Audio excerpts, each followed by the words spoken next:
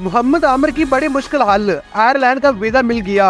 मोहम्मद आमिर की जल्द आयरलैंड रवानगी मुमकिन बनाई जा रही है।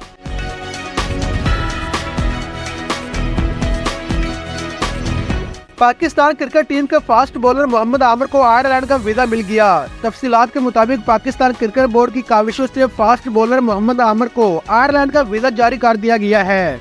जराये का कहना है कि मोहम्मद आमिर की जल्द आयरलैंड रवानगी मुमकिन बनाई जा रही है। आमिर कल से शुरू होने वाले 3 T20 मैचों की पाक आयरलैंड सीरीज में शिरकत कर सकेंगे। जराये का मजीद कहना है कि पीसीबी के शोबा लॉजिस्टिक को मोहम्मद आमिर के लिए फ्लाइट बुकिंग का टास्क भी सौंप दिया गया। वाज़ेह है कि वीजा मसाइल की वजह से मोहम्मद आमिर टीम के साथ डबलिन नहीं जा सके थे।